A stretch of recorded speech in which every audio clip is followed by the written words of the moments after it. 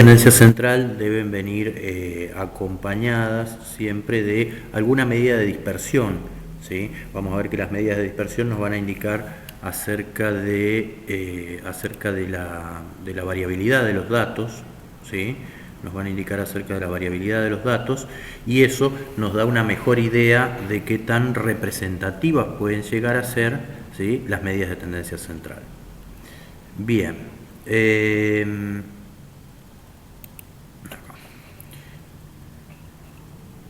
En este caso, ¿sí?, decimos que las medidas de dispersión de una distribución nos indican... ay, no, perdón, me parece que no, me estaba olvidando de eso. Ahora comparto.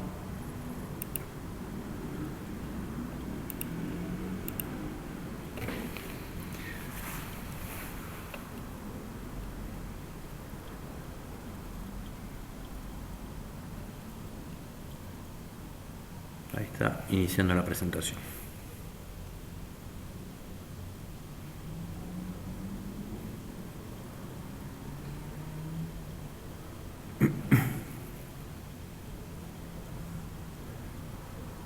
Ahora sí. Bien. Gracias por el aviso. Decíamos entonces...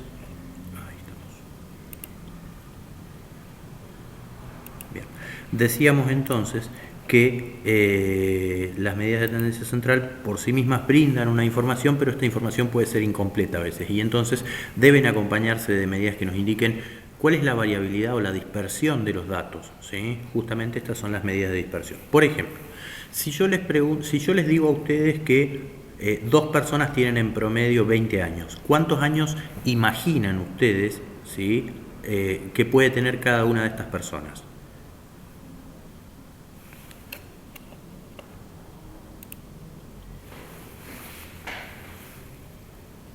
Lo primero que se les ocurra. Si yo les digo, hay dos personas que tienen 20 años en promedio, ¿cuántos años tiene cada una? ¿Cuántos años pensás que puede tener cada una de ellas?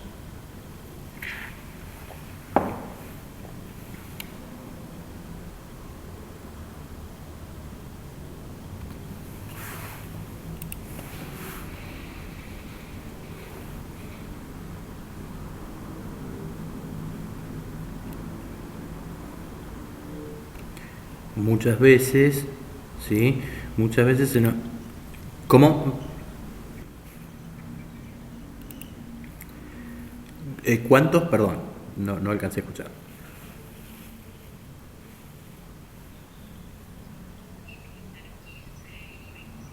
Bueno, 15 y 25, ¿sí? Es una posibilidad. Entonces, y en promedio seguirían teniendo, ¿sí?, en promedio seguirían teniendo 20 años, ¿sí? Entonces, son muchas las situaciones que pueden pasar. Por lo tanto, nosotros conociendo solamente el valor del promedio, no podemos saber qué pasa con los datos al interior, ¿sí? Si los datos están más juntos o más separados, más cerca del promedio o más alejados del promedio, ¿sí? Entonces, ¿qué podría pasar? Podría pasar, por ejemplo, que las dos personas tengan 20 años, ¿sí? 20 más 20, 40, dividido 2, 20. Podrían tener 19 y 21 años, ¿sí? 19 más 21, 40, dividido 2, 20. Como decía Eliana recién, podrían tener 15 y 25, ¿sí? En promedio también tendrían 20 años. Podrían tener 10 y 30 años, podrían tener 5 y 35, o podría ser un recién nacido y una persona de 40 años, y aún así, en todos los casos, el promedio seguiría siendo de 20 años, ¿sí? Entonces, digamos, ¿nos está mintiendo el promedio? No, en este caso no. El promedio sigue siendo de 20 años en cualquiera de estas situaciones que nosotros presentamos, ¿sí?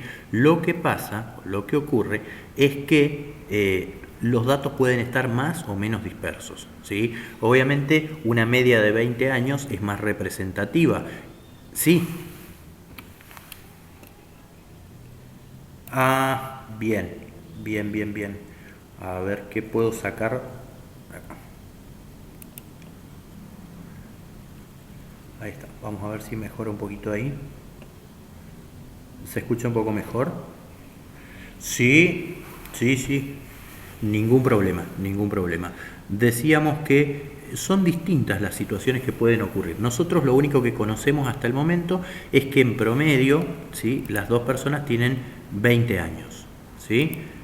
En promedio las dos personas tienen 20 años. Pero podría pasar que ambas tengan 20, en promedio, entonces el promedio de edad sería 20, que una tenga 19 y la otra tenga 21, en promedio seguirían teniendo 20 años, que tengan 15 y 25, como dijo Eliana recién, ¿sí?, que tengan 10 años una persona y 30 la otra, que tenga 5 años una y 35 la otra, o que tengan un recién nacido y una persona de 40 años. ¿Sí? En promedio siempre seguirían teniendo 20. ¿Sí? Lo que pasa es que nos parece que puede llegar a ser más representativo un grupo de una media de 20 años para dos personas que tienen 20 o 19 y 21, más que más representativo que una media de 20 para una persona que tiene 0 o recién nacida y otra que tiene 40. ¿Sí? Entonces, en ese sentido, teniendo solamente el valor del promedio, ¿sí?, teniendo solamente el valor del promedio, no nos alcanza, no nos brinda una información completa, ¿sí? No nos brinda una información completa. Y por eso necesitamos calcular muchas veces las medidas de dispersión. Estas medidas de dispersión tienen que acompañar a las medidas de tendencia central, ¿sí? Fíjense que hay otro caso, ¿sí?, que es muy típico. A mí me gusta por ahí recopilar esas frases o esos mitos o esas cuestiones que aparecen y que son de circulación viral, ¿sí? Y en este caso encontré una en Facebook, ¿sí?, que decía lo siguiente: hay dos panes, usted se come dos y yo no me como ninguno. Consumo promedio, un pan por persona. ¿Sí? ¿Eso es cierto o no? ¿Qué les parece?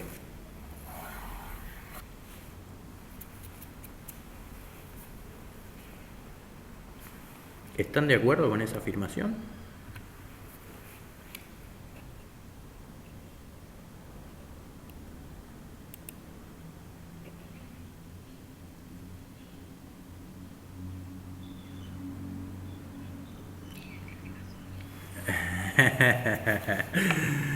Bien, bien. ¿Por qué les parece que no?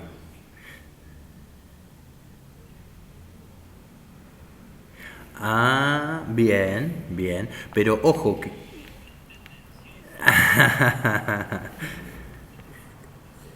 Exacto. ¿Y por qué es tendenciosa? ¿Por qué les parece que es tendenciosa? A ver, definitivamente hay algo que les genera sospecha, ¿no?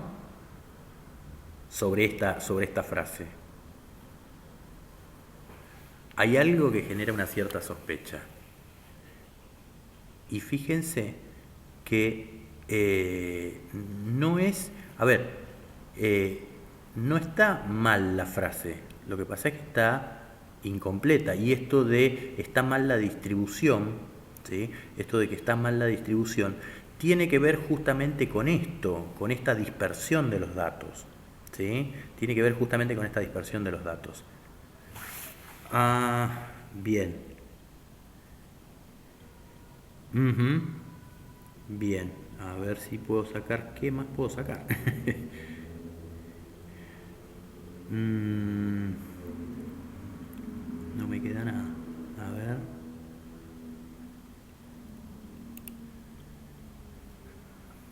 Se corta todo, no se está entendiendo lo que digo. Bien, sí, sí.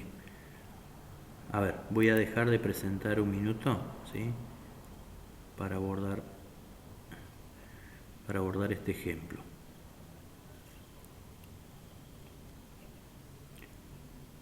Dejo de presentar un minuto, a ver si se libera un poco la carga de la máquina.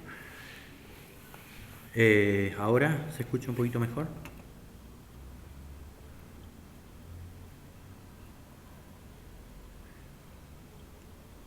Ujú. ¿Ahora se escucha un poquito mejor?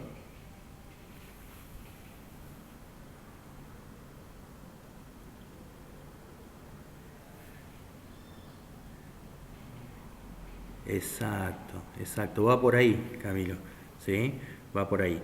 Entonces, a ver, si nosotros calculamos el promedio, ¿cuáles son los datos que nosotros tenemos? ¿Cuáles son los datos que nosotros tenemos en esa frase? Usted se come 2 panes y yo ninguno.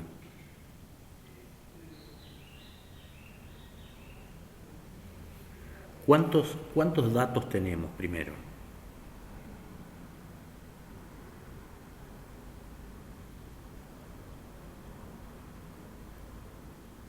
Ujú. Tenemos por una parte, a ver, ¿cuál es el n que nosotros tenemos? El tamaño de la muestra. Empecemos por ahí. ¿Cuál es el tamaño muestral que nosotros tenemos?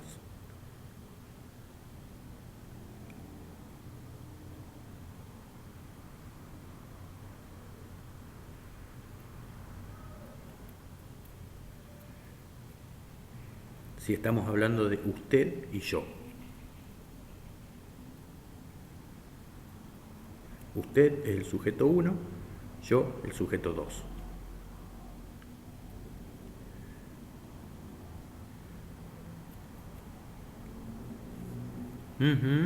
Exactamente. Nuestro tamaño muestral es de 2. Ahora, si nosotros tenemos que distribuir 2, exactamente, ¿sí? Si nosotros tenemos que distribuir esos datos, al sujeto número 1 tiene en la variable panes comidos 2, ¿sí? Y el sujeto número 2 tiene en la variable panes comidos 0, ¿sí? Entonces, claro, si nosotros calculamos el promedio, ¿cómo lo vamos a calcular? 2 dividido 2 es, 2 más 0 es igual a 2, dividido 2 igual a 1, ¿sí? Entonces, es cierto que el promedio es 1, ¿sí? Pero lo que nos levanta un poco de sospecha es esto de, bueno, pero ¿cómo puede ser? ¿Sí? ¿Cómo puede ser? Si uno se comió 2 y el otro comió 0. Las situaciones son muy diferentes, muy disímiles entre sí, ¿sí? Entonces, eso es lo que vamos a tratar de abordar ahora y complementar este promedio de la frase, ¿sí? Este promedio de la frase con una medida de dispersión. Complementar esta frase con una medida de dispersión. Bien, vamos a ver si iniciamos presentación de vuelta. Y espero que no se corte.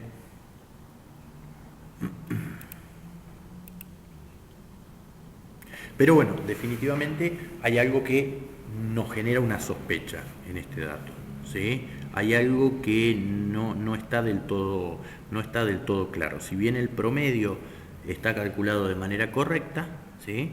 Hay algo que nos hace ruido, algo que nos llama la atención, ¿sí? Bien. Volvemos entonces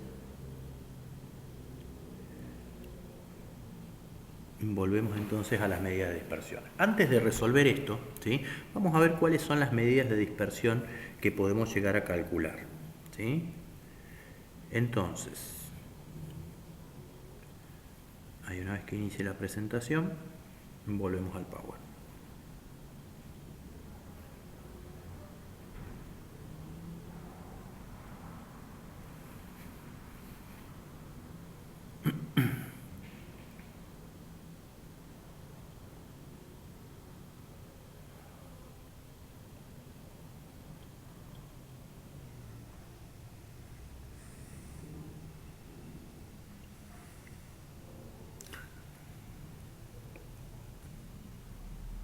Bien.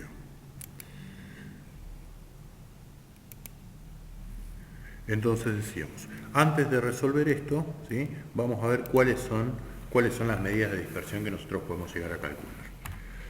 Las medidas de dispersión más frecuentemente utilizadas son el recorrido o rango, ¿sí? La varianza, la desviación estándar, la MAD o desviación absoluta respecto de la mediana y el coeficiente de variación, ¿sí? Son las 5 medidas de dispersión que vamos a ver en esta parte. Y un tip de interpretación en el caso de las medidas de dispersión es que en todos los casos de medidas de dispersión, cuanto más alto sea un valor, ¿sí? Si comparamos dos valores de dispersión entre sí, mientras más alto sea el valor, más disperso o más heterogéneo tiende a ser el grupo o distribución de puntajes, ¿sí? Más disperso, más disímiles los puntajes entre sí y con respecto a una medida de tendencia central, ¿sí? Entonces, eso es para tenerlo en cuenta. La primera medida de dispersión es el rango recorrido, ¿sí? Es la más sencilla, es la medida de dispersión más básica y nos va a indicar cuántas unidades de diferencia en la variable tenemos entre el mayor y el menor puntaje, ¿sí? Con esa conceptualización uno ya se va imaginando más o menos en qué consiste. Se calcula siempre, o sea, si hablamos de mayor y menor puntaje, ¿sí? Estamos hablando de que se calcula solo para variables enteras o reales. No se puede calcular para variables categóricas, ¿sí? Se simboliza generalmente con una R mayúscula y consiste en que al puntaje máximo le restamos el puntaje mínimo. Al valor máximo de una distribución de datos de una variable le restamos el puntaje mínimo, ¿sí? ¿Y qué es lo que nos va a indicar? Nos va a indicar con qué parte de la escala de la variable vamos a trabajar. Es una medida de dispersión que nos orienta acerca de la distribución de los datos y suponemos que a mayor recorrido, aquella distribución que tenga mayor recorrido, puede llegar a tener mayor dispersión en sus datos, ¿sí?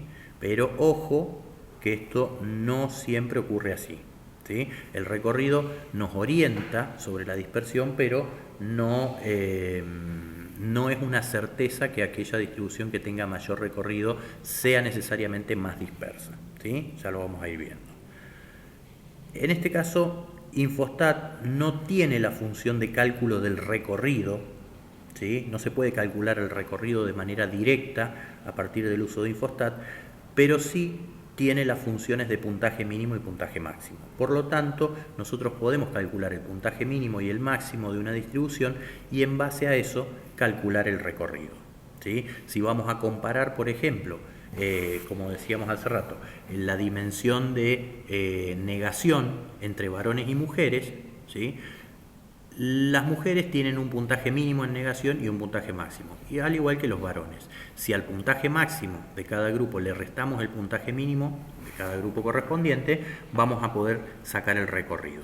Aquel grupo que tenga un recorrido más amplio, más grande, vamos a suponer, ¿sí? Vamos a suponer que puede llegar a ser un grupo más disperso, ¿sí? ¿Por qué suponemos? Porque eso lo confirmamos a partir de las otras medidas de dispersión que son un poco más específicas, ¿sí? Son un poco más específicas. Bien, entonces el rango recorrido es la diferencia entre el puntaje máximo y el puntaje mínimo, ¿sí? Por lo tanto, siempre al puntaje máximo le restamos el puntaje mínimo y por ende siempre el valor del recorrido va a ser positivo, ¿sí? Nunca puede haber un recorrido negativo. Si el recorrido nos da negativo es porque restamos al revés, al mínimo le restamos el máximo, ¿sí? Hay que dar vuelta a la ecuación entonces. Bien, ¿ese queda claro? ¿Se entiende cuál es la idea del recorrido? ¿Porra? Perfecto, perfecto, perfecto. Yo a veces les voy preguntando, no solamente para saber si se capta la idea, sino también si sigo online. Bien. Otra medida de dispersión, ¿sí? La siguiente medida de dispersión es la varianza, ¿sí? La varianza resulta ser el promedio, a ver, esta definición la vamos a ir desglosando de a poco, pero resulta del promedio de las diferencias de cada puntaje respecto de la media de la distribución elevadas al cuadrado y dividido por n-1, ¿sí? Vamos a ir desglosando esta conceptualización, ¿sí? Para ver cómo aparece en la fórmula, cómo se da esto en la fórmula. Piensen que cada xy es el puntaje, un puntaje original que nosotros tenemos, ¿sí? Es un puntaje original que nosotros tenemos. Entonces, a cada puntaje nosotros le vamos a restar el valor de la media, ¿sí? A cada puntaje le restamos el valor de la media. Pero como habíamos dicho que la media es un punto de equilibrio entre los distintos puntajes, si nosotros solamente a cada puntaje le restamos el valor de la media y después sumamos todas esas diferencias, esos lo que se llama desvíos reales, ¿sí? A esta diferencia entre cada puntaje y la media se le llama desvío real. Si nosotros sumamos todos los desvíos reales, vamos a tener desvíos positivos y negativos. ¿Por qué? Porque hay puntajes que están por encima de la media y hay puntajes que están por debajo de la media, ¿sí? Y entre ellos se equilibran, justamente la media es un punto de equilibrio. Entonces, ¿qué va a pasar? Si después sumamos la diferencia entre cada puntaje y la media, la suma siempre nos va a dar 0, ¿sí? La suma siempre va a ser igual a 0. Entonces,